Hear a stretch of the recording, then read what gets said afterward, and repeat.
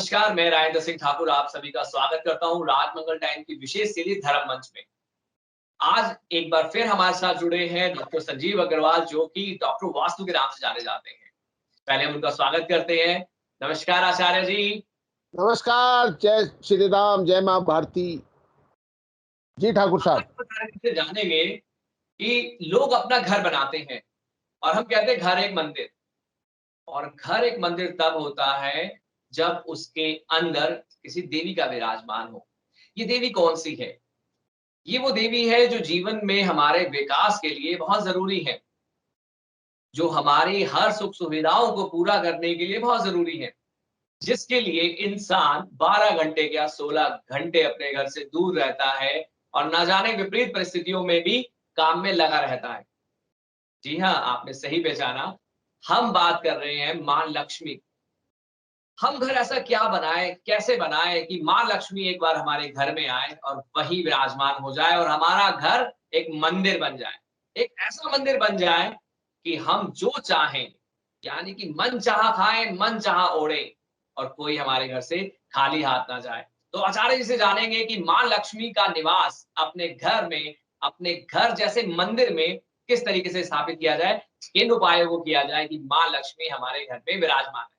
आचार्य जी, हमारे दर्शकों को बताइए कि मां लक्ष्मी को अपने घर में कैसे स्थापित करें, किस तरीके से उनके कदमों को अपने घर में लाकर उनके साथ रहा जा सके। देखिए ठाकुर साहब, माता लक्ष्मी की मैंने बहुत सारी किताबें पढ़ी।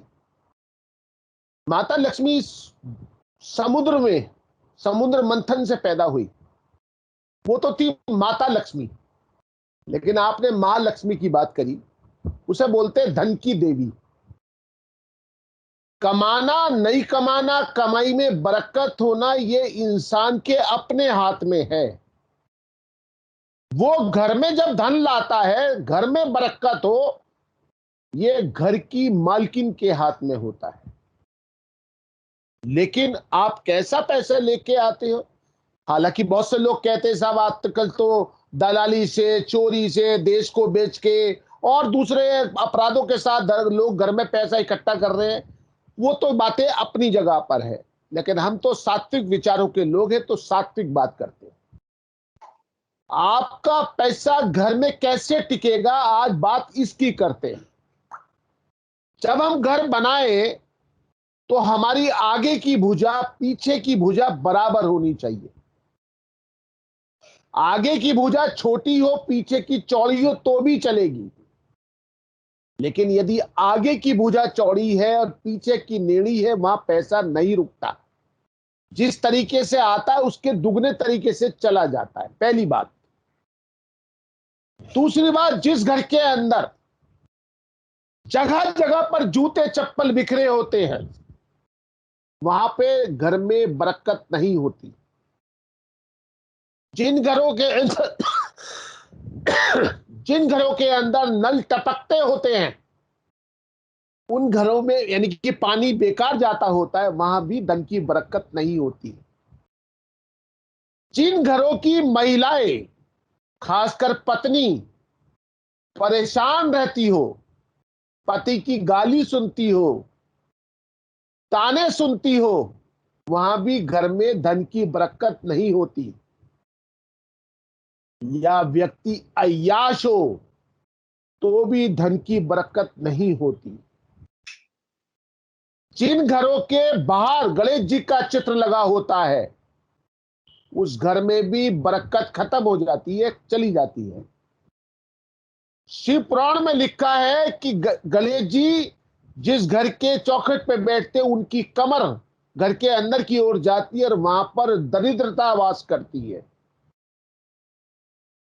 तो ऐसे आपको सोचना चाहिए और घर के बाहर आपको स्वास्तिक और ओम का निशान बनाना चाहिए, तो आपका पैसा आपके घर पे ठहरता है।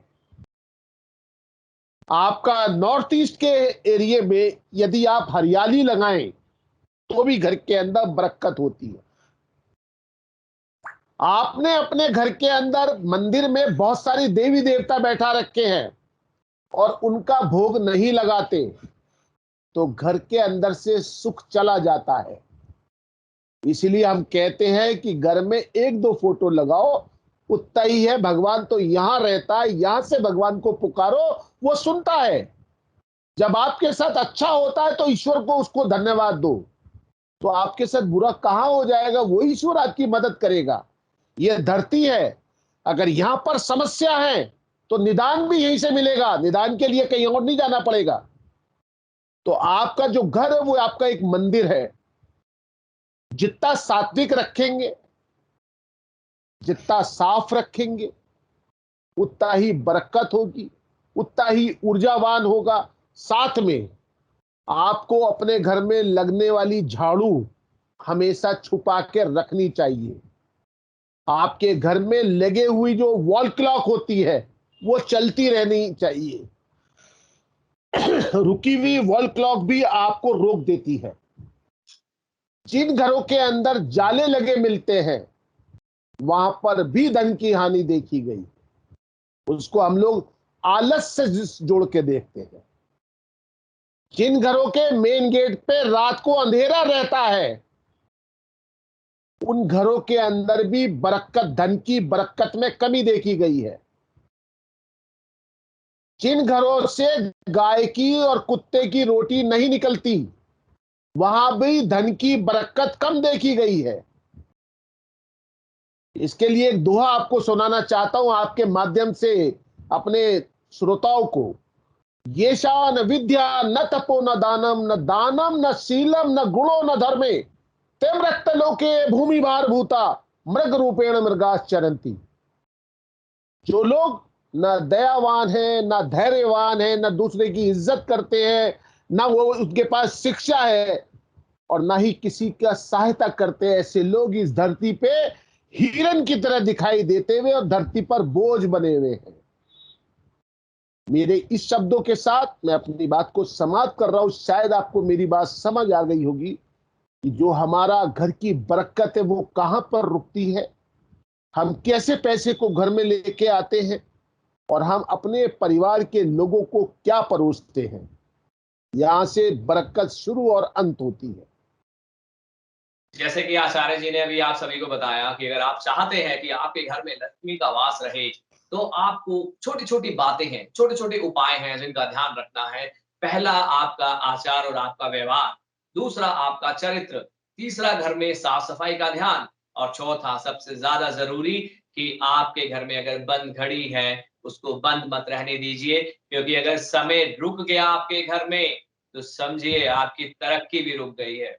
आप अपने घर को मंदिर की तरह रखिए, तभी आपको वहाँ भगवान का वास मिल पाएगा। अगले एपिसोड में आचार्य जी के साथ फिर जुड़ेंगे एक नए विषय के साथ, आपको नए ज्ञान और विज्ञान से परिचित करने के लिए। तब तक के लिए अपने होस्ट एंड दोस्त राजेंद्र सिंह ठाकुर को अलविदा कीजिए। नमस्कार आचार्य जी, अगली बार फिर मुलाकात नमस्कार। होगी।